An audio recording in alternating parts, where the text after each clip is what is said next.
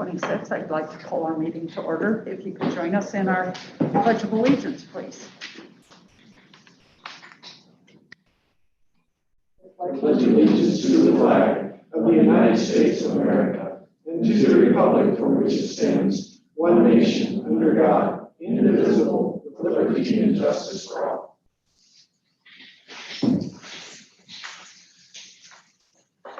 All right. And I know that we have had some of the goldenrod public comment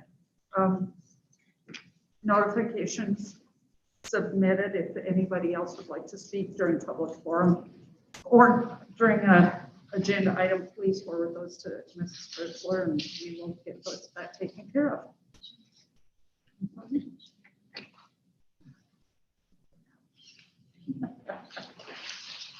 At this point, are there any adjustments to the agenda? We do have one addendum, and that is new business, letter M, recommendation to accept the K through 12 schools lighting only grant for the Wyoming Energy Authority to upgrade lighting in the THS auditorium in the total amount of $25,000. Thank you, Superintendent Kramer. Is there a motion to adopt the agenda as amended? So moved. Is there a second? Any discussion? I'd like those of you in favor of approving the agenda as amended to signify by saying aye. Aye. Those opposed, same sign. Any abstentions? And that was unanimously passed. We go on to item C, information on proposals. We get to hear from our student representatives to the board this evening. So it's so nice to have you as always. Clara, do you have something prepared to share with us? I do. So for this month, the student representatives were asked to give our input on advertising for the next set of students that will take our positions in January. Last year, Mr. Epler gathered the junior class in the gym and explained to us the new opportunity for a student to represent Southeast High School on the school board. I was hesitant to ask for one of the packets of information. Then I realized that this could be an opportunity for me to voice student opinions and learn everything that goes on in our education system. There were 3 girls from Southeast that applied for the position, and we had to submit an application and interview separately. As a student representative, I received a spot on the Southeast High School Student Council. Although Student Council is designed to provide leadership in our school, our council mainly focuses on planning activities throughout the year. It doesn't address the concerns of students. Whether or not the new student representatives should be on Student Council should be revisited. Since I wasn't elected to Student Council, my input was overlooked and we didn't talk about school issues as much. I mainly use social media when communicating with students because I found that kids tend to be more expressive and honest about their feelings when it is done over the phone. I would collect feedback and type up a statement to address the board at monthly meetings. This has been an overall neat experience and rewarding to speak on behalf of my classmates. To advertise for next year's reps, I would encourage the principals to host a junior class meeting and explain what it means to be a student representative to the school board. It would be beneficial to also have a couple school board members there too. And in addition to school board members, current reps should be there and talk about the experience and answer any questions that other students may have. Thank you, Clara. Sarah, are you composed enough to go forward? Sorry. I know you've been rushing. Mine's pretty similar to Clara's, but as for advertising, the way I heard about this opportunity was through my principal and through my leadership class, which, while these are great places to find potential representatives, I think that there could be just as good of representatives who maybe aren't in those leadership classes or maybe aren't in student council. So I think it's important to find a way to not only talk to those students who are already in those leadership classes, but maybe are not discovered yet. Mhm. So as Clara said, I thought it was a really good idea to get an assembly with maybe the entire junior class and invite a couple of the representatives to maybe talk about what we would be doing and maybe do like a little Q&A session so that the students have a chance to get their questions answered. As for the actual application process, I mentioned in a couple of previous meetings that I think it would be important to have student input, but I think maybe a way to do that would be have teachers and principals nominate students, and then from those students that they've nominated, have the student body vote to select the top 2 from that number, and then those 2 would fill out an application to be submitted to the school board, who would then make the final decision. But if the school board is okay with the way that it was last year, I think it was fine. It was good just without student input. And then as for the questions and prompts that the school board provided to us to present at each meeting, I really liked that. It was good to have a nice direction to what we wanted to talk about.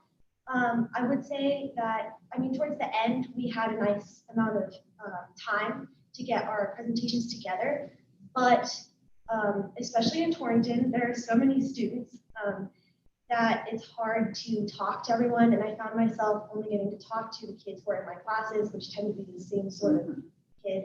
So I think the school board meant for student council to be a bigger part in that they would help gather that information. But as Clara said, or at least Torrington Student Council is more geared towards activity and homecoming, and so we only meet once a week, if that, and so it's hard to get the student council's help in gathering that information. I also think it would be very cool to have maybe 1 or 2 meetings where the student reps can decide what they would like to present on, maybe in one issue that they think is really important concerning their school. And yeah, as for my experience on the school board, it has been so unique and really valuable to me. I was really scared when I first applied. I didn't know what I was getting myself into, but it has really helped my public speaking. And I mean, not to say I'm not nervous all the time when I speak, but it has definitely helped. Yeah, so I'm very grateful, and I wanted to thank all of you for this opportunity. Thank you. The appreciation is mutual, believe me. And Callie? The question we received this month was to present our thoughts on this past year as a student representative to the board. This was the first year of implementing this program, and as we all know, this past year did not go as planned. Even though we dealt with school buildings being closed, the rest of our school year being online, and only being able to attend board meetings remotely until August, I feel that for this being the first year, and on top of COVID, it ran smoothly and was a great start for this program.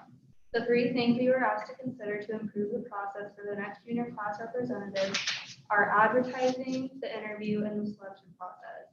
My experience was finding out about this just randomly in class one day and being asked if any of us would like to apply, and that's when everyone in my class basically turned to me and assumed I would do it. Mr. Gilchrist did manage to get another student to apply and go through the process. One way that advertising could be improved for this position is having a junior class assembly with a board member and the representative from each school providing information. Now that we have a year of experience, we will be able to share our experience and answer questions and hopefully encourage others to apply. Applications can be handed out at the assembly. The interview and selection process are lined out in the policy, and I don't see any changes needed for them. One thing I would like to see improved with this position is the connection between student council. In December, we were told that if we weren't already a part of student council, we would automatically be a part of it. This was supposed to be one way to increase communication between our school and the board, but once again, with this crazy year, we did not accomplish that. One way to improve this would be to possibly have the student council advisors attend the assembly so they are aware of how this position can benefit their building. Attending the meetings, whether it was in person or by Zoom, gave me an insight on how a board works and how complicated running a school district can be. I appreciate how much the board values our input as students and hope that we have had some sort of impact in our schools. I'm honored to be the Lingle representative, and while we are down to the last few months in this role, I hope Clara, Sarah, and I can still do some great things with the time we have left and work to improve this position for the next representatives who will take our place. Oh, thank you. You know, these young ladies exemplify why we wanted to have student reps on the board.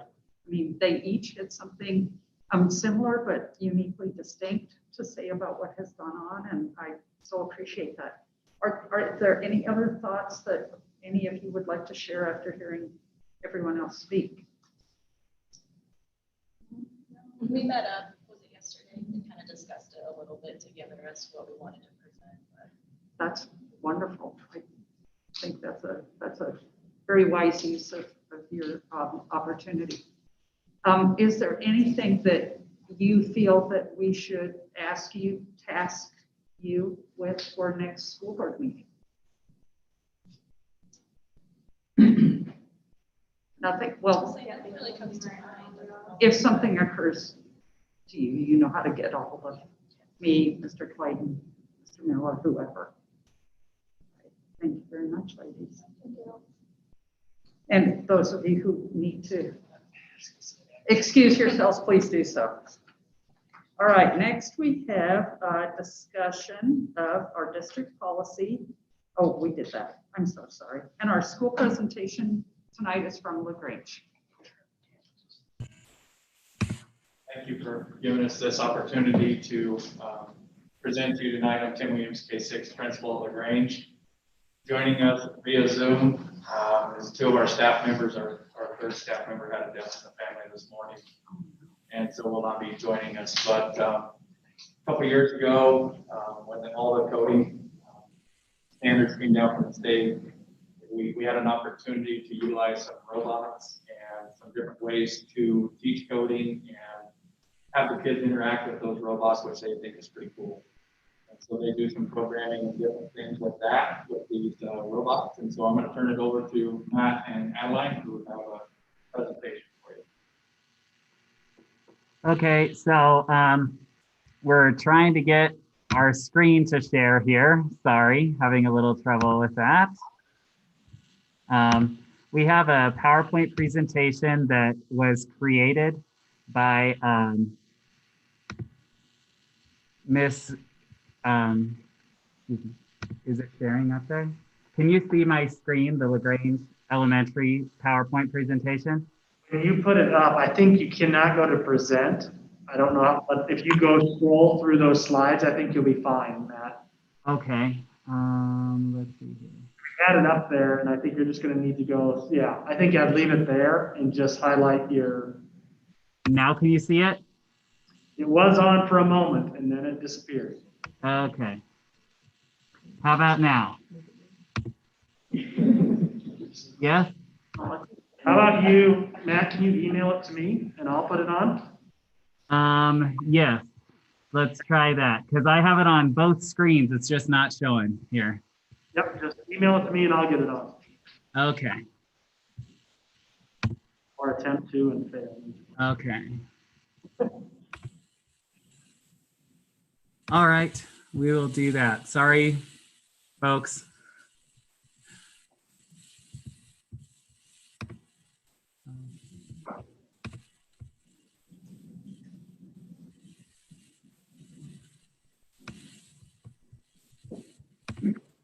If you want to start with it, I'll catch up as I get it. So the presentations have all the information that we have from the different standards that we're going to have.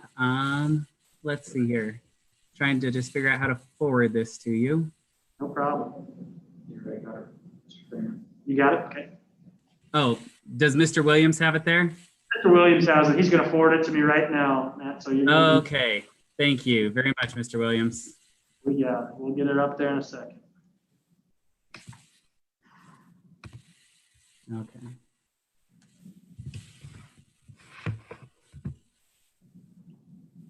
Mr. Williams, do you attach it or just forward the? Okay, so we'll still have to do it this way then, I guess. Okay.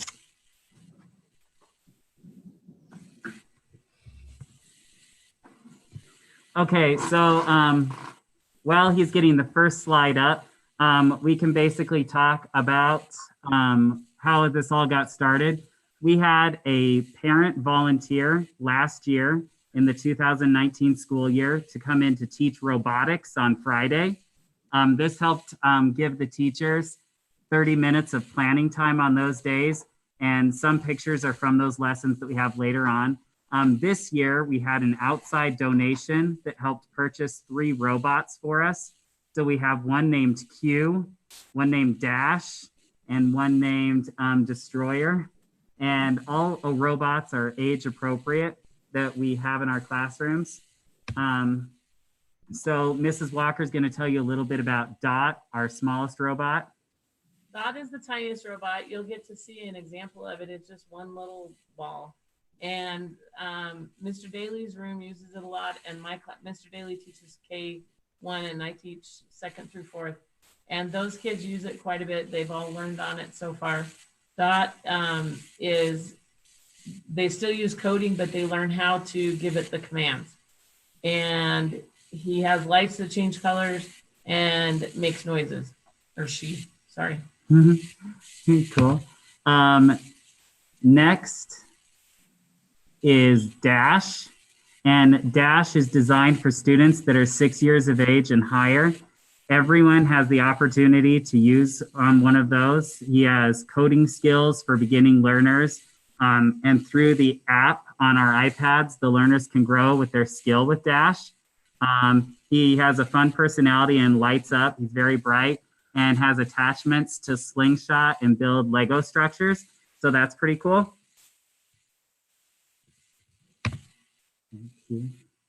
So if you go to the next slide. Q is designed for the upper grades. Our 5th and 6th graders use it a lot. It's designed to help transition students from easy code to text-based programming.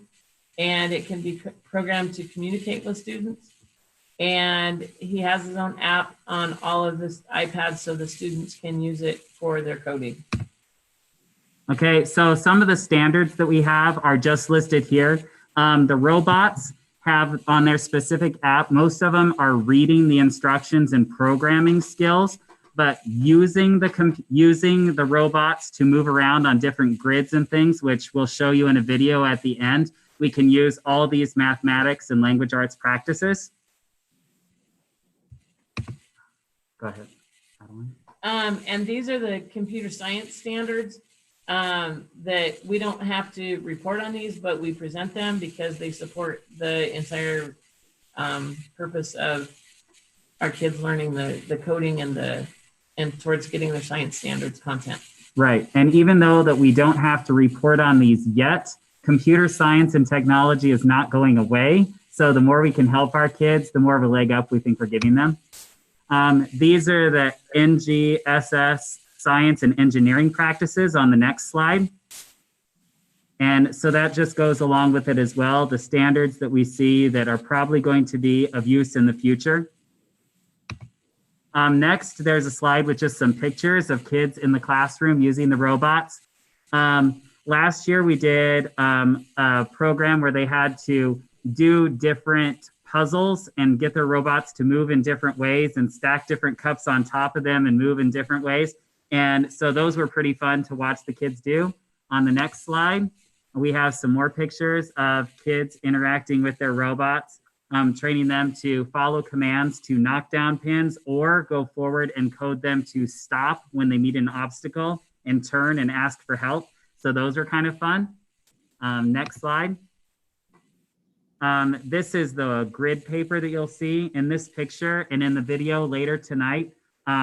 We have them using cards with numbers for addition practices, but we've also clipped sight words to them so they can practice those as well as multiplication and division facts. Here's the first video on the next slide. If you click that.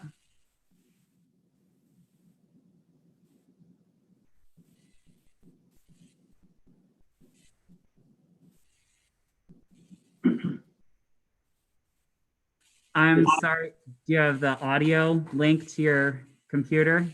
Let me see if I can get her down here. Okay, sorry about that. Well, you're asking me to do quite a bit of technology. I don't know. I know, we had this working perfectly 5 minutes ago. Some of the things that they're also learning that these robots help the kids is to teach them how to loop so that they don't have to reprogram each time they set it up. And if then equation. Yes. They also learn about functions and modules and how to loop different things together within their functions. They use the if-then statements in their programming as well. Now see if that audio works. Okay, we're gonna go for it here.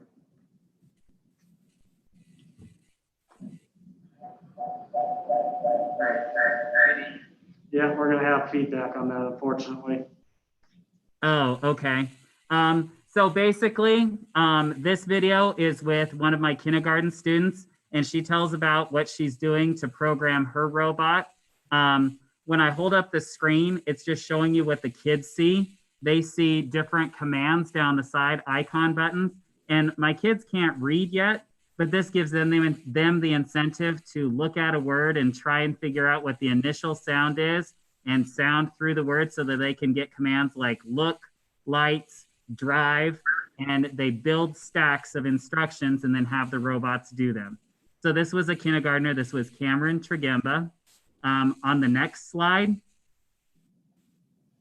is a student from second grade. And you can take a look at the grid on it. So Cameron's holding up the little robot dot. Can you go down to the next slide?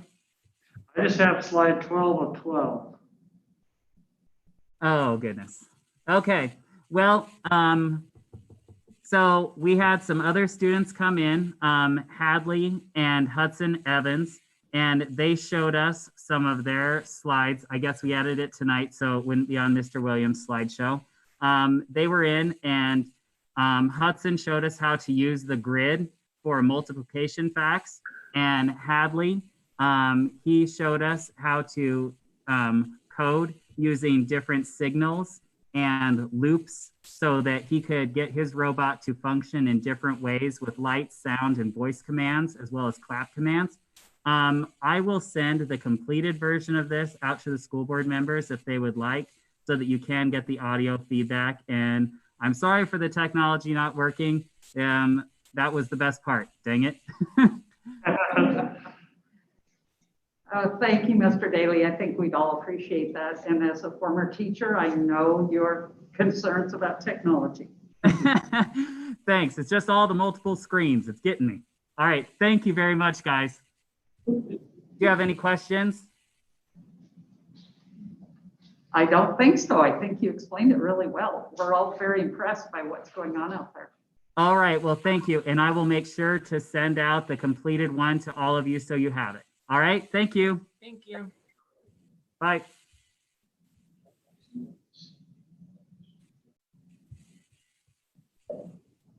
Mr. Williams, anything further from you? Unless you have any questions. You know, the kids were excited to do it, and they really enjoy each Friday, like Mr. Daly said, you know, this gets them a little more planning time and stuff like that. And so they've really come a long ways in the 2 years that they've been doing it. So. Yeah. It's something that they are excited about and attracted to and go on to very quickly, don't they? Absolutely. Yeah. All right. Thank you so much. All right. The next item on our agenda is public forum. And we've had 2 requests to speak at public forum. And I'd like everyone to remember, even though the ground rules are not spelled out, that we take input about, tonight we're hearing about a policy, and please refrain from referring to personnel or using any names as you speak to the board. So Mrs. Tregemba, would you like to speak first?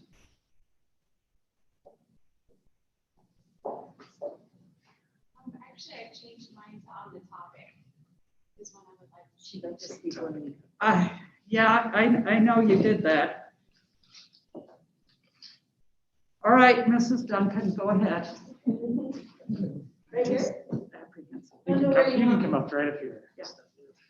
I'll get you on camera, actually, a little bit forward. Perfect, right there. You're spot on. I'm a little intimidated here. Don't be. I can't hide behind a podium. I know. I'm here to speak. I don't know what your protocol is, so I guess I'll just speak. Okay. I read the information, the district policy that you placed right there. I do have a concern because as a legislator, when we did debate this particular statute and the change, we did do some updates to it. I don't see it in your policy. So I will bring that to your attention. That it's it's actually Enrolled Act HEA 50. Previously, it was House Bill 68, so depending on how you want to look it up. Sometimes it's easier to look it up by House Bill than it is the enrollback. Double I, it talks about with written permission of the school principal, vice principal, or person with equivalent authority. That part is not in the policy. And then it also talks further about the 2 exemptions. The exemptions is number 1, the person must have written permission by the principal, once again, and then must have school officials present. So the issue I have is that I don't think it's a situation where we can have a blanket policy. I do think that each school or each principal should be able to dictate and have an idea of, the circumstances are different for each school. The other issue I have with this is, and I believe it might be brought up later as well, because there's different issues with different schools and different personnel or family members or situations, whatever. I think from what I understand from the testimony that we had, the debate we had on the legislative floor, is that each school should be able to dictate how they want to handle it. I know one principal in particular, not from our district, physically says, all right, well, we'll give you permission, but however, you have to sit in a certain location and you have to have an official sit with you during the entire event. So each school can dictate and do a different policy. The one concern I have also is this a parent from just a generic scenario situation, just a person of the public? Or is this someone that was previously, affiliated with the school in any manner? Could it be a bus driver? Could it be a lunchroom person, volunteer, whatever? Do we have those parameters? Because if you were fired for a situation from a particular district, whatever capacity you're in, should that constitute you to automatically be allowed just like the general public? To me personally, no. There's a higher criteria, a higher threshold for that person. So because if you were released from the district and now you're allowed to come back, there's a different responsibility level with that type of a person versus the general public. So I think those are issues that really need to be addressed. And I do think based on this statute, you have the authority to do that and to cater it and make it a little more restrictive based on the scenario. So I just wanted to bring that up because I find it concerning that you need to make sure that it's updated. And 2, every district can do things differently. And just like our principals, each of the schools are different. They have different criteria, they have different scenarios, they have different situations. And I really think that we can't do a blanket policy in this scenario. That's it. Thank you. You're welcome. And we're on to the consent agenda. Are there any items you wish to pull from the consent agenda?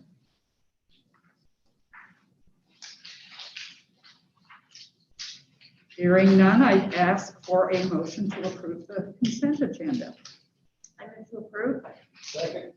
Any discussion? Hearing none, I'd ask the trustees who wish to approve the consent agenda as presented to signify by saying aye. Aye. Opposed, same sign. Any abstentions? And that passed unanimously. We're on to new business. Item A, we are considering the action resulting from the executive session regarding a student disciplinary matter. Is there a motion? Madam Chairman, in the matter of student 2020-21-02, I move that we continue with the discipline recommendation as presented by Mr. Freeman. Is there a second? Second. Any discussion? Hearing none, I'd ask those trustees who wish to approve of the motion as presented to signify by saying aye. Aye. Those opposed, same sign. Any abstentions? And that motion passed unanimously. Item B, we are considering the approval of offering a teaching contract for the remainder of the school year. Is there a motion? So moved. Is there a second? Second. Any discussion? Hearing none, I ask the trustees wishing to approve of offering this teaching contract to signify by saying aye. Aye. Those opposed, same sign. Any abstentions? And that has passed unanimously. Item C, we are considering the approval of a purchase exceeding $5,000 for the subscription renewal and upgrade of the district Sophos email, antivirus file server, and endpoint program. Is there a motion? Move to approve. Is there a second? Second. Any discussion? I just had a question. I see we have one price for a 3-year subscription. Is that covering, we pay up front for 3 years at that time? Either Brian. Brian, can you speak to that, please? That is correct. We get a big discount by paying like that. So it averages out to about $16,000 a year. Is it still current on year 3? Yes, it goes from, like this one that we're renewing now, went from 2017 until 11/30 of this year. So it goes completely through that time. So what I'm asking is if they continually upgrade because antivirus, obviously those things Oh, change yeah. quickly. So you have a subscription for whatever is current at the time with the company. Is that right? Correct. Okay. Yeah, it's continual. Thank you. Any other discussion? Hearing none, I ask the trustees wishing to approve of this purchase to signify by saying aye. Aye. Those opposed, same sign. Any abstentions?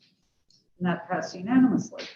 Item D, we are considering the approval of a contracting with Revised Schools for School District website design and implementation. And the recommendation is to approve. Is there a motion? I move to approve. Is there a second? Second. Is there any discussion? All those wishing to approve of this contract, please signify by saying aye. Aye. Those opposed, same sign. Any abstentions? Item D is passed unanimously. Item E, we are considering the approval of a purchase exceeding $5,000 for the purchase of materials for the Torrington High School student-built garage. Is there a motion? So moved. Is there a second? Second. Any discussion? Where's this going to be located? Madam Chair, members of the board, this was part of last year's major maintenance request from THS. And if, in consultation with Dennis Estes and data use through the city, it is staked out to be placed in the fenced-in area directly behind or to the south of the auto ag shop at Torrington High School.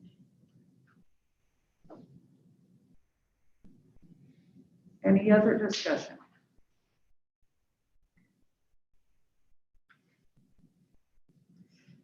I ask that all trustees wishing to approve of this purchase to signify by saying aye. Aye. Those opposed, same sign. Abstentions? And that passed unanimously. Item F, we are considering the approval of a purchase exceeding $5,000 for the concrete installation for this garage. Is there a motion? Is there a second? Any discussion?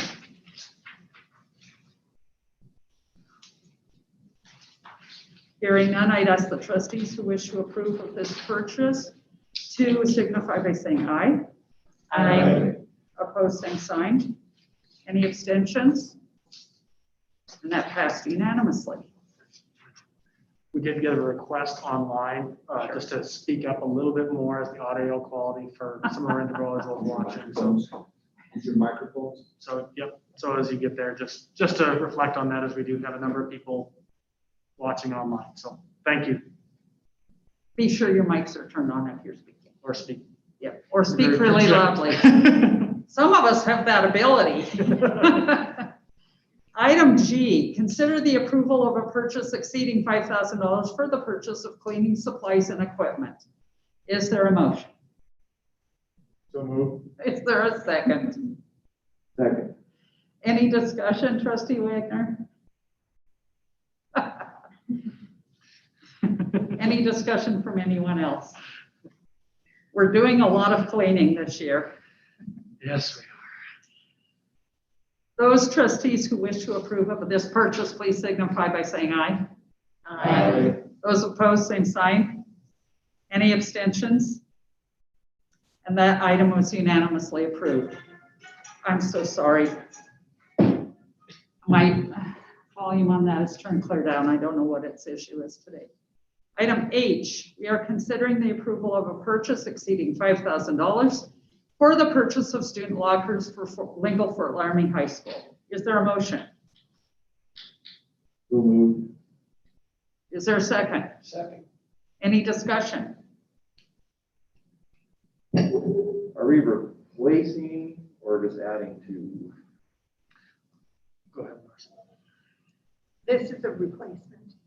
It's taking out lockers that aren't functioning, and due to some bubble classes, they need these lockers to be replaced in order to have adequate lockers for next year's students. Are they currently using lockers? There has been more use of them other than some of our other high schools where there's not as much use. Yes. Zero. Yes, it's zero, exactly. Any further discussion? Hearing none, I'd ask the trustees who wish to approve of this purchase to signify by saying aye. Aye. Those opposed, same sign. Any abstentions? And item H is unanimously approved. Item I, the request is to approve a purchase exceeding $5,000 for the purchase of automotive tools for Torrington High School. Is there a motion? I move to approve. Is there a second? Second. Any discussion? Hearing none, I ask the trustees who wish to approve of this purchase to signify by saying aye. Aye. Those opposed, same sign. Any abstentions? That item is unanimously approved. Item J, we are considering the approval of revisions to District Policy 3380, which is the public gifts to school policy on introduction and first reading. Is there a motion? Move to approve. Is there a second? Second. Any discussion? Hearing none, I'd ask the trustees who wish to approve of these revisions to signify by saying aye. Aye. Opposed, same sign. Any abstentions? And item J is unanimously approved. Item K, we're considering the approval of a proposed revision to District Policy 5114, student suspension and expulsion, as presented on introduction and first reading. Is there a motion?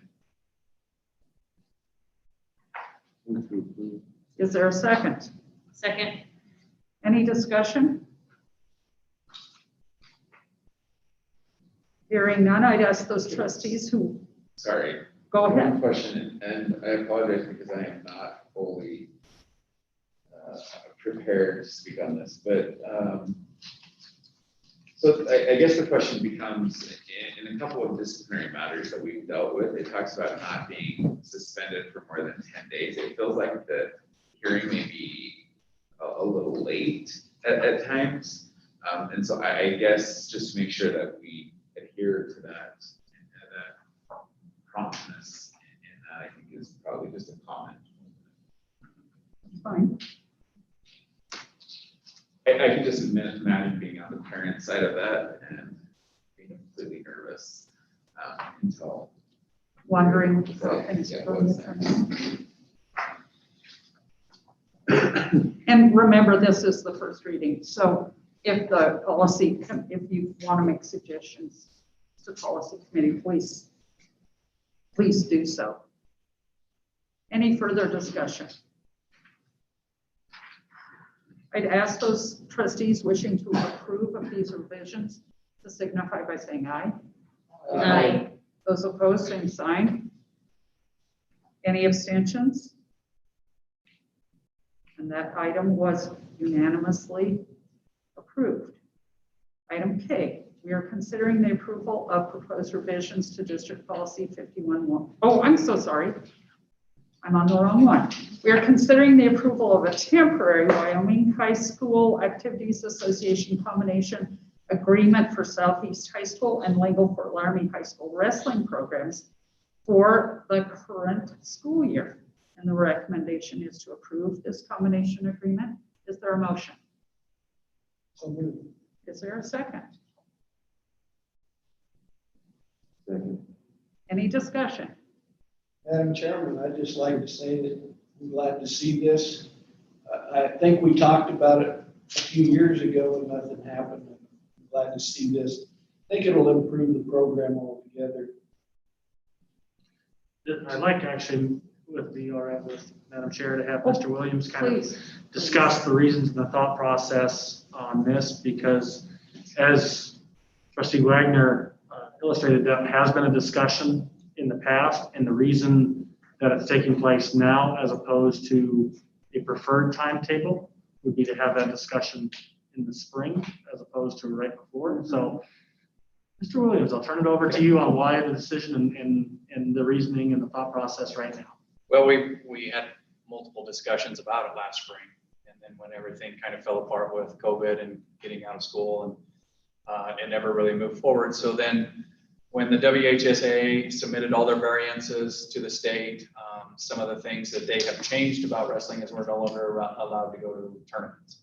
And so all of our competitions for wrestling this year will be duels, quads, triangulars, things like that, where there's just 2 teams on a mat at a time.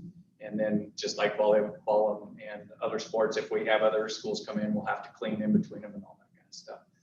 So with it going to the dual format and us having approximately 8 to 10 kids and Lingle having approximately 8 to 10 kids, and there being 14 weight classes, we didn't just want a parade of kids coming out, raising their hand and turning around, right around, going back and putting their warm-ups on. And so we had discussed this quite a bit, and Mike and I approached Mr. Kramer, and we talked with Mr. Laird at the WHSAA, and we would like to move forward just because we feel like it'll give both of us, like you said, Mr. Wagner, we'll be more competitive. We should be able to fill almost all, if not all, weight classes, and there will be some competitions at some different weight classes for varsity and JV, which will greatly benefit the program. So. Mr. Williams, is there still regional and state tournament competition? Yeah, they're going to be vastly different than what they have looked like in the past, just like everything else. For example, regional wrestling was supposed to be in Sundance for the east side of the state. Well, our quadrant will now be in Glen Rock. And so it will be different. And the state will be different. 2A state, because there's no 1A. It's 2A, 3A, and 4A. 2A state will be the first day of state wrestling, and it'll be a one-day competition. How does this combination change our staffing for the district? So since we were so close, because we had talked about some different scenarios of how we would deal with the coaches and stuff like that for this year only, we would go with co-heads and an assistant at each school. And then moving forward, if it were to continue, we would look at how to staff that at a reduction. And we know that's coming. So we're aware. The thought process behind this was strictly to accomplish what is laid out on the COVID rules, not necessarily what is best for future for all programs or Southeast or Lingle. And that's why it is for this year, because it's based on COVID requirements. There still needs to be further discussion, I think, and an elaboration, because Southeast and Lingle did have that lead up to that discussion via Zoom with their parents and things. There still needs to be further further discussion from board members, and so the thought process, not being budgetarily regulated, is why we would still maintain that co-head coach piece and 2 assistants, because it's already budgeted for this year and we have that established. And that's the reasoning and the thought process behind there, was for the competitiveness of the program, not necessarily a budgetary move at this time. So if we're talking about competitiveness, then looking next year, the year after, kind of down the road a little bit, do you foresee your numbers for wrestling increasing? You know, it's so hard to tell with, I mean, we've been, goodness, 16, high school wrestlers. We've had 8 high school wrestlers. I mean, everything's so cyclical. And so you take the good with the bad. And so, we continue to have good numbers at both schools in the junior high programs. And it just kind of depends on which year more kids go to the wrestling or go to the basketball or whatever. So, I'd be lying if I answered your question. Appreciate that. So since we'll have separate coaching staff, well, I'm assuming practice will be at individual schools and then just meet up for the duels, or how's that? No, well, we talked, if we're going to be together, we need to be together, and they're going to practice together the majority of the time. And because those spots for, say I'm a wrestling, I'm sorry, I'm a basketball person. Let's say 132. I think that's one, right, Carrie? 132? All right. So if I'm at 132 and Mark and I are vying for the varsity spot, if we don't get to wrestle all the time and compete against each other, then it makes it hard on the coaches to make those choices. So we will be making decisions of where we wrestle based upon what we're doing that night. Lingo's wrestling room is a little bit bigger than ours, so we want them to be at both schools. We want both programs to feel like it's their program, not this is Lingo's program or this is Southeast programs, because we really feel like the kids, they're like, we just want to wrestle. You tell us where to go and we'll do it. And the parents were all good with it, and I had no negative feedback, and I don't remember Mike telling me about any negative feedback from when we did our Zoom meetings in the spring. So we do think it's important that we do practice together, yes. So busing? Yes. Wrestlers don't complain, they just like to wrestle. Yeah. The other piece too is uniform wise. There is no additional uniforms. We are not creating uniforms for LFL Southeast or Southeast LFL.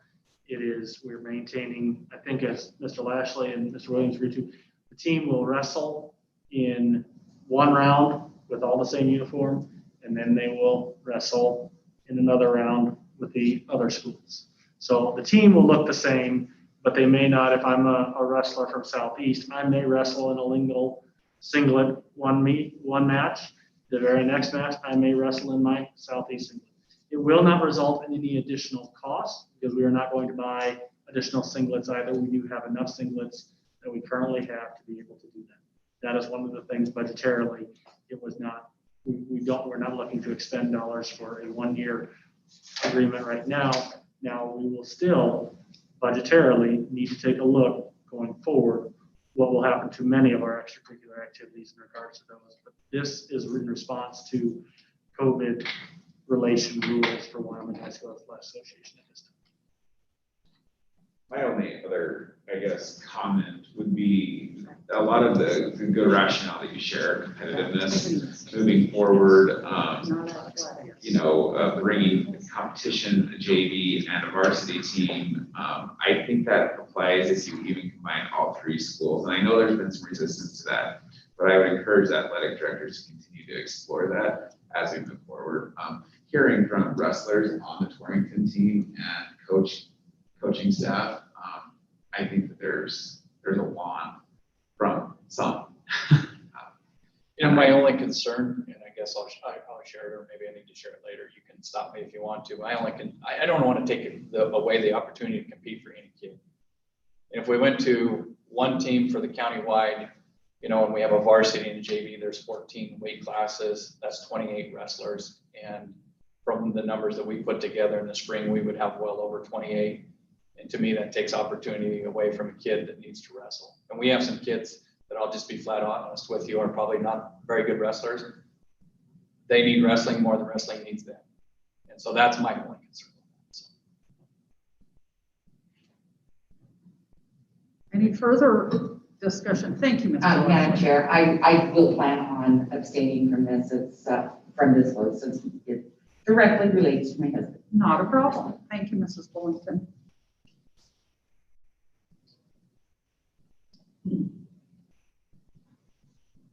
Ready to vote? All right. All trustees wishing to approve of this temporary combination agreement, please signify by saying aye. Aye. Those opposed, same sign. And any abstentions? Aye. And this was virtually unanimously approved. Now we go to the addendum item M, to consider the acceptance of the K-12 schools lighting only grant from the Wyoming Energy Authority. Is there a motion? So moved. Is there a second? Any discussion?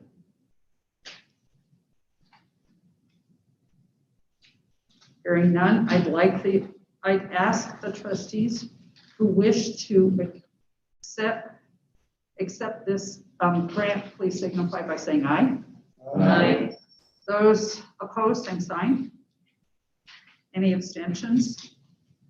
And this item passed unanimously.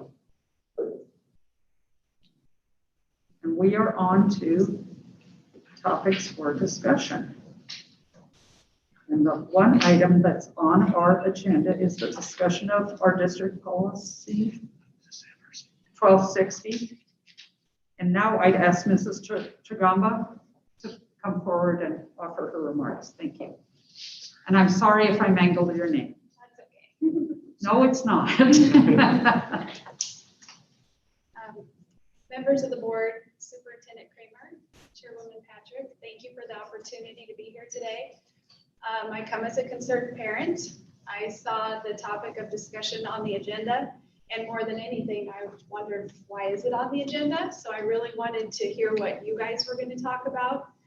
I do offer maybe a policy change, something along the lines of, I'm not a lawyer, but any school district employee, staff, contractor, or person paid by the district, representative of the district in an official capacity or volunteer who is convicted of a crime resulting in being a registered sex offender while under the supervision of the district in the above mentioned capacity shall not be allowed to attend academic conferences or other scheduled district events.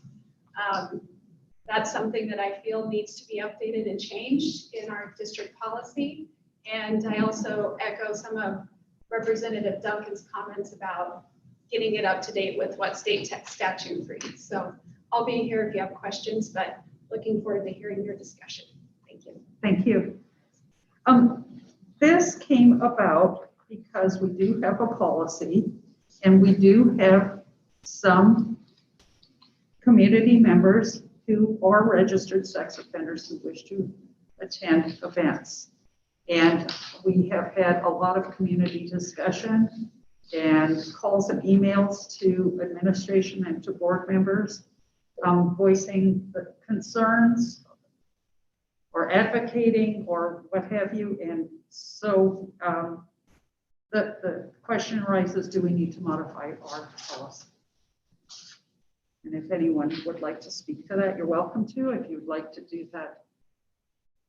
My understanding when this first came up, and if you look at our policy 1260, last time it hasn't been amended at all, and it was adopted in March of 2012. I think one of those reasons came up in one of the initial emails we got from Mr. Kramer is really this is the first time we've had to, or is this really the first time we've had to deal with these sort of requests? At this level and number, yes. There have been individuals in the past, prior to my undertaking the position last year, that this was, last year we went the entire year without having a request. Prior to that, there were individual requests that were kind of periodic, but the number this year and the number of requests indicated that we needed to review and have discussion regarding this policy. And so that was the reason and the drive behind having it as a discussion item, and a reason that I've had the opportunity to have a committee that was initially discussing this item in regards to current practice, where we had really very little, as you can see in policy, curtailing administration or guiding administration regarding individuals who apply.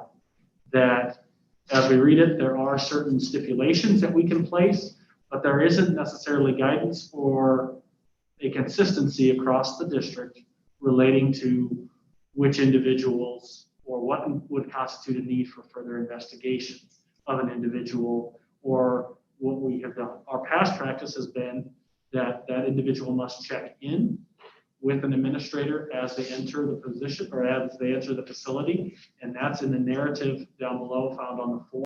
Outside of that, there is very little guidance for administration to determine, yes, I can allow this individual in, no, I should not allow this individual in, other than their own individual discretion. I think that is concerning for an administrator. One, because I think consistency across the district is very important, because as administrators, we know sometimes our experiences, our backgrounds definitely give us either more information, or in some cases where they've had a limited number of years in the district, a limited amount of exposure to individuals or situations that might constitute a reason for denial of attendance in the event. So I think it's important, as I listened to Representative Duncan, I felt she made some very, very important points on the need to update our policy. The one thing that I do slightly disagree with is to leave it up to individual principals at that school. I think that is a scenario where we as a smaller district can have a consistency across those schools. And I think that's an important factor to provide our administrators with enough information and ability to feel that there is guidance, whether that be a blanket statement that no sex offenders would be allowed to attend events, or stipulations ranging from that individuals that are at a certain static score or degree of their offense, or further requirements that might be necessitated. One of the things that I think that the best possible solution for administration and trustees at this time would be to have the policy committee as soon as possible take a look at this policy. Number one, updating it to reflect most recent legislation, and two, to have discussion in regards to what that policy, if needed to be, what things could be added that would add that ability for administration to feel guidance in that particular area of whether to allow or deny individuals. And Superintendent Kramer, as you've dealt with this issue recently, you've certainly been in consultation with our attorney. That is correct. And our attorney has said that we have the ability, as Representative Duncan talked about in legislation, to really have and build our policy how we feel that it would be best implemented in Goshen County. That it can be reflective of past practices or individuals relating to degrees, as long as it is not curtailed to specifically identifying individuals. It must be broad enough to identify a group of individuals, but it doesn't have to be, it cannot be, as specific as denial of certain individuals, if that makes sense. And he's conversant with the most recent adjustments to the statute. That's correct. The Wyoming School Board Association has not provided guidance reflective of the most recent legislation, but as Representative Duncan pointed out, some of those things are necessarily, I think a couple of them may be representative, not in policy, but representative in our application, as opposed to policy, where there would be movement by that policy committee to reflect those things in policy, as opposed to just the application. Thank you. It is interesting to see, and as I've shared that information, the varying policies around the state and around our southeastern Wyoming. And it is interesting to talk with superintendents about this topic because there are assumptions for many individuals that this district has a certain policy, and then as further investigation and as conversation, that actually is not the case. There is one district in our southeastern area that does have a blanket policy in regards to no sex offenders, and that is Laramie County District 1. They are the only county in our southeastern area that has that policy per se at this time.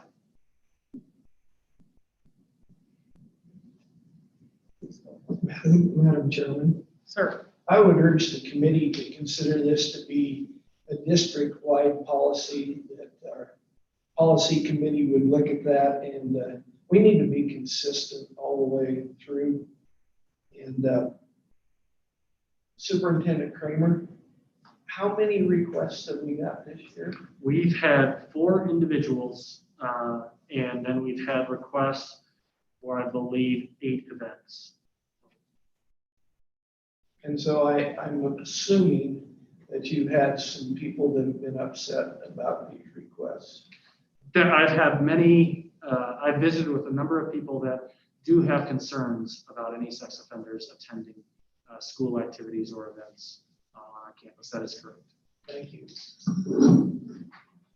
Superintendent Kramer, are these 4 individuals located within our district, or are these individuals, some individuals outside of our district requested to attend sporting events within our district? Excellent question. Those have only been residents of our district. We have not received any requests that I'm aware of for this school year from any individuals outside of our district.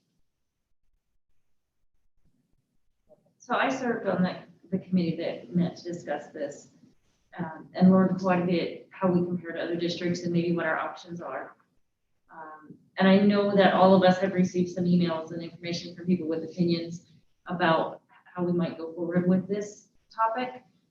And I've been personally contacted by several people in the last week. So obviously the community would like us to address this topic sooner than later. Our committee recommendation for Mr. Kramer was that we deny all applications until we have a resolution from the board. So I would suggest as trustees that we agree to have the policy committee meet, come up with options, and then we have a special board meeting to address the topic so that we can get through this without waiting and making it take so much longer. So that would be my suggestion with just that little bit of information I have about the topic. Thank you, Trustee Mills. Our next policy committee meeting that I have is on October 27th. Are you suggesting we meet sooner to talk about this specifically, or? I think that's certainly an option. Sorry, Trustee Jefferson, I kind of jumped in. I jumped in before you finished. That was my question, was if we needed to call a special meeting on the policy committee also. I guess it's important that I'm trying to write down what Representative Duncan was saying as far as, because some of the stuff she was mentioning isn't necessarily in the statute, which I went to define. She was talking about some other stuff that they have, other places where the legislation or the statutes are mentioned. So it's unfortunate that she left, so we could ask her some more questions, or maybe she could have participated in our discussion a little bit more. So I guess if maybe we should extend an invitation to her to attend this policy committee meeting so we can make sure we're operating within the statute as she sees it. And then we can have those, I guess, more conversation with her. Yeah, I'd absolutely be happy to extend that invitation, and I can further grab some elaboration too from Representative Duncan. So first is a question: did House Bill 60, I believe is what did it pass? It did. 68. 68. Okay. Thank you. I just was because y'all said there was an enrolled act, and so I didn't know if it just was enrolled and did not pass, or if it actually did pass. Mm-hmm. Secondarily, I think it's important that we take a look at this through the lens of risk, and by lens of risk, I think that is both to our students as well as who are entrusted to keep safe. We've talked about safety all year, so that we do that, but then also risk to the district. And I think Mr. Kramer, your suggestion of making it two things: give guidance to the principal and consistent across the district will eliminate enough variation that there cannot be favoritism or a perceived, we live in a small community. We may have various feelings about one another that may or may not be founded on fact. And so I think it's important that however it is spelled out gives good guidance and it's based off of, criminal record or something that is in a public record or documents that can be produced by a registered sex offender of where they're at in order to make sure we are consistent across the board in whatever our approach may be. So my question, so currently when the foreign individuals ask for permission, you use this form here? That's correct. So in looking at this, the information that you use to decide is based on what? In typical situations, actually, it has resulted in principals having a conversation with those individuals and getting background of the information. If they have not been privy to that information through events happening within the district, all 50% of the applicants, there was knowledge of the incident and the situation and parole status of those individuals. Okay, so here's my question. Yep. My question, and again, I don't know if this needs to go through the attorney or not, but if somebody's wanting to attend an activity that's on school property, I personally would probably feel that since there has to be some follow-up as a registered offender, they need to be followed up with a parole officer or that they approach and say, hey, this is what I'm going to do. Can you sign off on my asking permission? Then from that, we have different agencies working together to keep our kids safe. So that's where I guess I would actually wonder if the first step is that they get permission from their probation officer, parole officer, because I guess the thing is, and you stated that there's different levels that they actually register under. That would be something that I would think we have to be taken into consideration. So I don't know if that's something that we can add into this form as far as they would need to have some type of signature from the parole officer or however that is.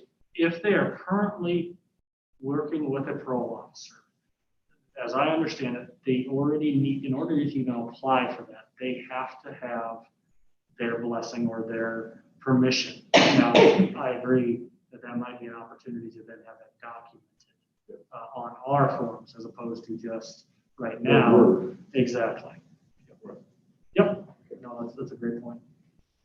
And if they completed their parole, then exactly, because what do we do? have a family. We have an individual moving to the community that is here, and maybe they haven't yet, and it's something that I would think would be kind of a safeguard, so that doesn't slip. Okay. Anyway, that would be my question. Mr. Kramer, what are what's the status of the current applications? So we can. So until we have decided or determined or updated our policy, all applications have been refused at this time.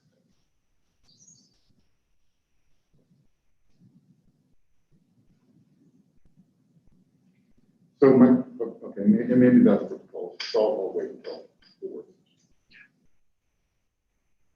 So are we at a consensus that we would like Superintendent Kramer to poll the members of the policy committee to establish a meeting time that is sooner than the scheduled time on October 27th? Is that the wishes of this group? Excellent. Do you feel confident about that? Absolutely. Thank you. All right. Are there any other items that you want to bring before your other board members? At the last,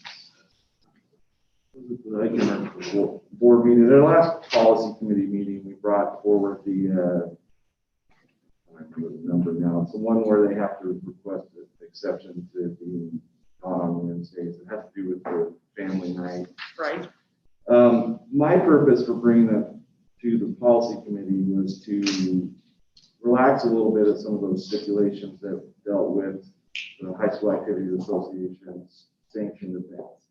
Part of the discussion that came up in that meeting also revolved around moving the time that's been established. It's not in, we weren't talking about it tonight, I think we're gonna talk about it next month, but I think one thing, probably isn't even the place to bring it up, but we probably ought to start polling some of those groups that we mentioned to see if a time change was going to affect them. I voiced my personal opinion on this in the meeting, so I'll reserve that tonight. But I think it would be fair to at least go down that road to see what it would do. It also gives them a little bit of heads up if we do have to change that. And I just wanted to bring that up tonight so we could have that information going forward. Do you have any mechanism in mind for that, Trustee Jesperson? Good question. I've already kind of started visiting with the folks that I know that are in charge of some of these youth programs that meet on Wednesdays, or that I assume met on Wednesdays. But definitely I have not even scratched the If you could maybe send me the ones that you've made contact with, and if any other trustees would have names or contacts of individuals where Wednesday night activities that you are familiar with could potentially have impact if we were modifying any times for a Wednesday night extension. And it would be, I believe, the discussion centered around an extension from 6 to 6:30. Is that correct? That's correct. Okay. So we want to make sure that if this affects anybody, we want to know it affects you. And so this would be a great opportunity too for those out there to reach out to myself, and then we'll try to reach out to individuals that you know of that you might want to just check with them. Because in some cases, it may have no impact or it may have a significant impact, and we want to have that discussion to know that information. I'd also like to say, just having my husband as a coach, what he said about the 6:30 time is he probably would never change his practices. It just gives them time to get them out of the locker room. But he said, my practice time probably won't change. I would have time to get them out of the locker room that way. And I think one of the conversations is that there was a change in dismissal times that was not adjusted on the back end potentially. And so that's where the discussion arose, was that there's just been a change and it maybe warrants further discussion on, is this correct and is this up to date on what time works for everybody? And if it's not, then we can have a discussion. If it is and it works best for everybody involved, I think that we can make either one work. Thank you for bringing that up, Trustee Jesperson. That's a good idea. Any other items? Sorry. Just a quick comment. As I'm sitting here reading through our agendas, this meeting and other meetings, we've discussed the topic of having a work session. I feel like we've not discussed student achievement or the mental health of our students or things that directly impact students. We've discussed a lot of business in our meetings, and I'd like to see the board get back to our focus and return to having some sort of a cadence in our work sessions that allow us to discuss those things that are going to improve student achievement and wellness in our buildings. Just a thought that as I'm sitting here, to the comment earlier, is there something that maybe the student representatives can discuss next time? You asked that of them, but I would love to hear what you mentioned that you would like to hear a topic that's pertinent to you. I would personally love to hear that information. Is it the wish of the board that we schedule a work session prior to our next regularly scheduled board meeting? Madam Chairman, I think you need to wait for the new board to get involved in this, because you're gonna have a change in a bunch of opinions. Well, I realize that, but we have some experience that I don't want to go away, that I want to tap into before you walk out the door. And I understand your point exactly, Trustee Wagner, but at the same time, you all have a little unfinished business. I would prefer to definitely meet with, and to discuss the sex offender policy for one. And as we've done in the past, oftentimes our work sessions would be possibly a dual topic work session.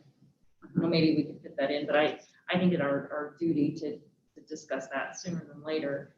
And while we're doing that, maybe we could use that opportunity to discuss multiple items. And I had mentioned to Superintendent Kramer when we met, Dr. Patterson left us a brief when he departed as interim superintendent, that we don't have a established procedure or policy for establishing committees or choosing committee members. And that's a big hole we need to fill. But at the same time, as Trustee Zach Miller pointed out, we have not been as focused on student achievement and student mental health and student safety. The safety we have, for sure. Yes. The viral load we have. Are you amenable to meeting on October 29th, which is a Thursday evening? Madam Chair, would there be a way we can make this a tertiary thing? We talk about our students' mental health. What about our staff and faculty? Oh. I mean, because seriously, we've got principals in the building. I bet everybody's really happy right now, loving their job. Right? It's got to be brutal. I can't imagine. I see what happens in my house, and I think this is happening in other homes too. You know, we're talking 14, 15-hour days now. Yeah. I mean, I think everybody's flying pretty close to the sun, ready for a burnout. How can we help these folks? What can we do? I don't have that answer, but I think we've got enough people we can discuss it and get there. I think that would be a timely topic, the mental health of students and teachers during the pandemic. I was on a meeting earlier this week, and Lynette Saucedo presented, discussed that we should be asking, what can we do?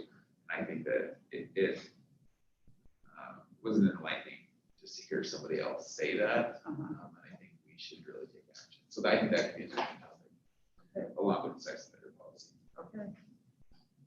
Do you want to be polled as far as a date for a work session, or do you want to pick that date this evening? If we're gonna do it soon, let's make it count. Okay. Is the 29th workable for Representative or Trustee Clayton says no? I'm moving my parents into assisted living. Oh, that's a, I'll be on. yeah, that's a difficult situation.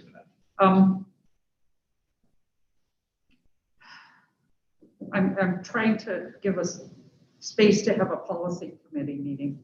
And maybe that week of the first week of November, possibly? Is that an option? Or is that later than everybody anticipated? Would November 2nd be an option?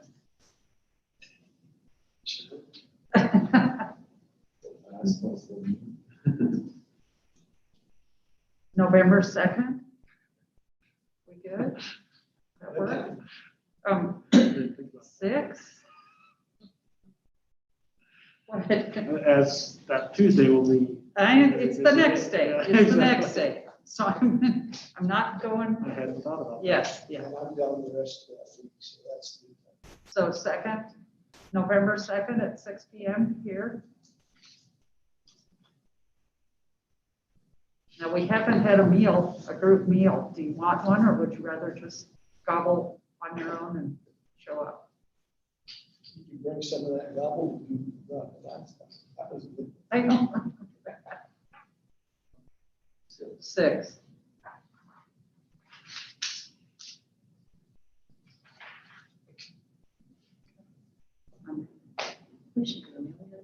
All right. Do you have that on calendar? Mrs. Fritzler, would you please ask Mrs. Essert if she could provide us a meal, or we can do pizza and salad as we have in the past? Okay, go ahead, please.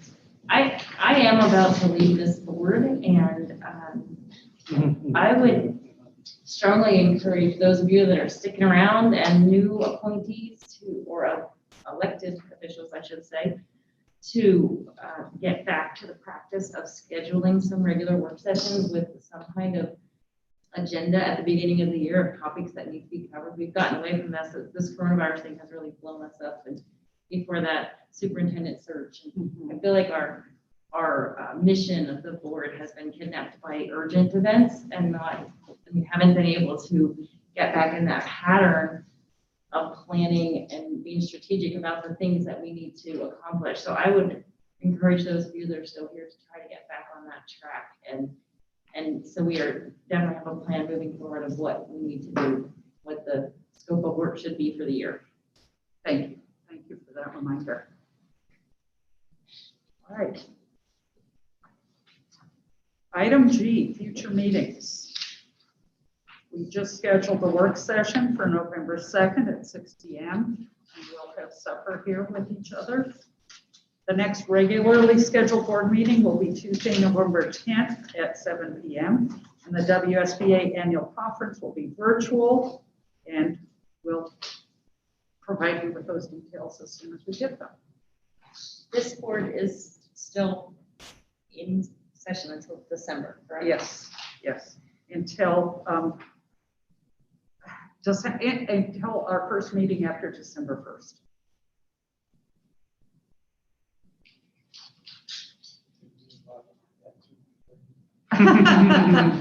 We've still got you until December 1st. Superintendent Kramer, I'll turn to you for. So I did pass out the updated current. So I know it's very difficult to read and there's a lot of numbers, but they actually have a lot of meaning behind them. So that's why.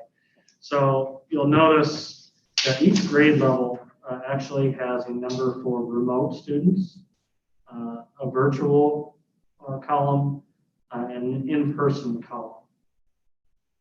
And then the number that is the smaller number, for instance, on grade 2, just to the left of the column that has grade 2 is the projected number. So the smaller numbers are what would be projected and should have been in place had every student in first grade gone to second grade, that would be reflected. The other number I want to point out that's a little bit easier for you to follow is down in the right-hand corner. You can see that we are currently at 1,615 students. Projected number, or where we finished for 1920, that would have been projected would be 1661. Then further right indicates the number of students that we've had homeschooling. We are still, and that isn't the right term really, it's for me, and the 50 missing means that those individuals are homeschooling, but they have not completed their paperwork yet. And that's not necessarily, we'll work with them to get that updated. And that doesn't necessarily have that date that they have to. We'll just continue to work with them. That number for virtual and remote is continually changing. We have those that are coming back from virtual or going from remote to virtual. And it just varies. A lot of questions, a lot of ways that we're kind of adapting to the situation that we find ourselves in. Any questions on the information there? The other piece that I would just share is the continuation and the hard work of our custodial staff, our transportation staff, and our kitchen staff, along with our teachers. I can't identify enough as Trustee Clayton. It is a very difficult time, as it is for a lot of families in a lot of ways. And I think if you're involved with any community activities, if you're involved pretty much with anything outside of your home, You realize the stress level for almost everyone in our communities is extremely high and challenging. And I think it is very important for us as leaders of our community to provide as much grace as possible in these difficult times. And so I think our teachers and staff members absolutely deserve a thank you for what they're doing. And we've held those expectations extremely high and still implemented a lot of things that we feel will make a significant impact on academic success, which has, again, still resulted, as any changes do, in an increased stress load. And trying to help and understand those. Today's work day, professional development day, I thought was very successful. I had an opportunity to visit with the choir, a vocal and instrumental group. It went from, my day was visiting about how we could do concerts with our community health individuals, our county health individuals, asking those what kind of pieces do we have to have in place to present a concert, from there to nurses on how we could do volunteer testing, what things we have in our Smart Start that adapted, then to a first grade group that was analyzing data on student achievement on a screening device and how we can better do problem solving for each individual students and tracking every student that is below the 40th percentile and what individual intervention we have in place. And the lower elementary is another area that is just is a great deal of concern. Our first graders, as maybe as parents, as you know, are probably the most impacted group that we have, because those last 3 months of face-to-face kindergarten are huge. I mean, we can't even quantify the amount of growth that happens in those last 3 months. Those kids did have exposure to a lot of things, but we can see it in our initial results. Those first grade teachers were having extremely high expectations, and I have trust that they will come through in ways that will be unbelievable. But it's evident in our data, and I think that is going to be nationwide, because I don't think we can point to a group that was more impacted than our kindergartners last spring. And it is evident. And so as we kind of work through that, I'll be excited to share that information. I'll be excited to share the stuff that we've kind of been working on. And I give them kudos every day, because it is an extremely stressful job, and I know it's affected their families and things outside. This professional development day, I hope many of them had a chance to accomplish many of the tasks they set out to do. And my day ended with visiting with a kindergarten teacher on how those impacts and what we could do to help them.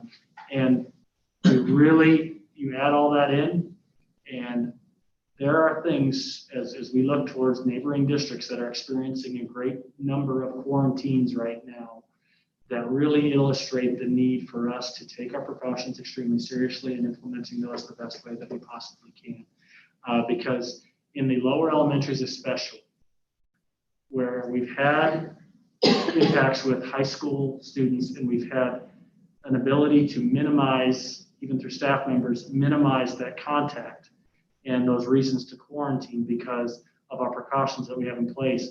Unfortunately, when we get into that K-3, because of the proximity that staff members or other students have to each other, we will see if we have, and when we will have, because it is inevitable, we will have a positive case in one of our lower elementaries. There will be a larger number of individuals of that age that will need to quarantine.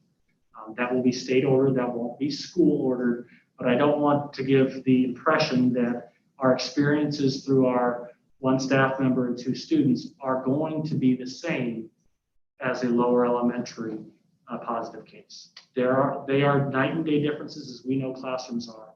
And so I just want to make sure that we're prepared for that. And that may be a possibility. And I think, obviously, I think we're doing things that help and mitigate some of this. But as we know, inevitably, there will be positive cases in other grade levels that we have. That's everything I have. Chairman, Mr. Kramer. I see in our billing that we paid for the plexiglass dividers. Have they arrived, and are they being used, and are they working? That is correct, yes. Actually, I was just noticing the different layouts in our early elementary classrooms. The challenge that we have, and I appreciate you actually bringing that up. Wyoming just went through a change in their quarantine rules, I believe it was 2 or 3 weeks ago, that prior to that time period, if myself and another individual next to me were wearing face coverings, no matter if we were wearing face coverings or not, if one of the individuals was positive, we both had to quarantine. Since that change, if both of us are wearing face coverings and one of us is positive, there's not a requirement to quarantine in a K through 12 institution. The plexiglass is not an approved mechanism to deter a quarantine. They are implemented in each one of our classrooms. They're being used regularly and being used in a manner that is the safest possible. But they don't mitigate at the same level as a face covering does. But we also know that balance between a plexiglass divider and what we want for our students to feel as part of the students in that classroom, that we have been utilizing them as safely as possible. And so we've had it at the elementary level. At the high school level, we did offer individuals, if you felt that this is a better tool for you in your classrooms to use, we have not had a number of students take advantage of that at the high school level, that they were more comfortable with the face covering. And, as we we'll still continue to offer, we'll still continue to find ways to look at mitigating and providing. We've gotten really good at social distancing. That's been one of the things. And actually, you'll see that next Monday, we have our first concert. Our vocal and instrumental teachers are phenomenal, and they are coming up with unique ways of doing concerts and doing it in the safest manner possible. And I appreciate their work on that, as I do with the teachers in finding ways to implement the plexiglass and having ways to work with our kids, because we do know, as I continually hear, our kids want to be in school, and we're seeing that at all levels. And so any ways that we can do that, we're going to continue to work towards that. And I do feel that we've I wanted to say we won't find ourselves in the same situation we were spring, because I don't believe we'll ever find ourselves in that situation again. But I hesitate to mention that. But I fear for what ifs. Now, Sarah, can you offer some insights about why high schoolers don't want to tote around plexiglass shields all day? I haven't seen a single high schooler carrying around a plexiglass thing, and I don't think it's so much that the students don't want the opportunity to take off their face covering, but I think it is that if you're going to use a plexiglass, you have to carry it around to every single class. I think that's mostly what's deterring students from using it. At least that's what's deterring me. Yeah. Thank you. Thank you, Mr. Kramer. Thank you. Any further observations, remarks, concerns? We will declare this meeting adjourned. Thank you, folks.